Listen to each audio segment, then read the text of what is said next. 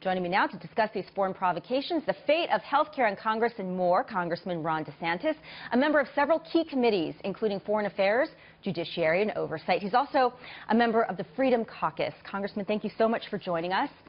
Good evening.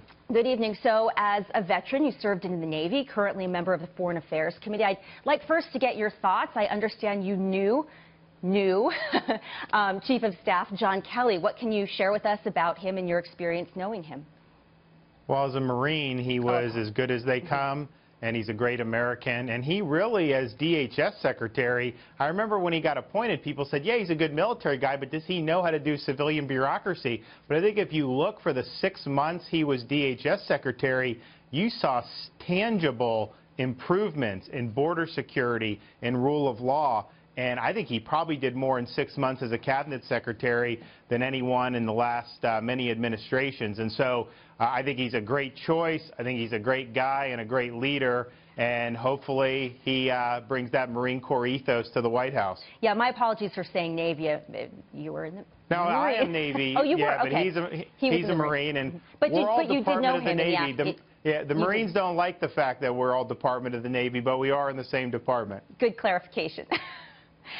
You know, it was interesting today, the president spoke in Long Island talking about the MS-13 gangs and how much that has been done to go against them and to really fight them, given the vile nature of the gangs. And he did mention, to your point, 70% decline in immigration. That was before the announcement of John Kelly as the new chief of staff, which is kind of interesting if you look back at that. So to your point about immigration and that all. I want to ask you, though, about Russia now, in the news as well. Russia sanctions bill headed to the president's desk here after passing the House and Senate with nearly unanimous bipartisan support. So do you expect the president to sign it? You know, what do you make of Russia's retaliation by ordering the U.S. Embassy to cut staff?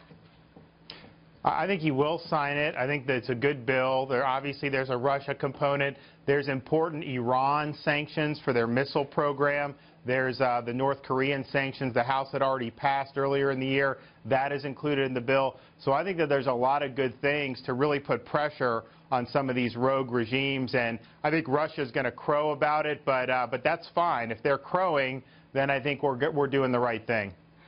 And getting back to Kelly, with his experience as a general and running Homeland Security, given the Russia situation and the AG Jeff Sessions situation in the snowballing Russia story with Sessions' recusal, I'm just curious if you would just engage, some of your thoughts on, if Kelly's going to be able to better sort of steer this situation for the president. Well, I hope so, but part of the problem with this whole Russia thing is that you had a special counsel appointed without there being an underlying crime that had been identified. And so my fear with it, and the reason why I've been critical of how it's been run, is because usually you identify a crime and then you investigate it and bring evidence. Here, they're kind of trying to find something, and you hear things about going back to Trump business dealings, all this other stuff. That is just so far afield. So I don't know what Kelly's going to be able to do that. That's kind of a runaway train at this point, maybe for Congress to try to rein it in. But clearly, I think it's problematic the way that special counsel's operating. Congressman Ron DeSantis, thank you so much, especially for answering questions on our breaking news this evening. Thanks again. Have a nice weekend. You too.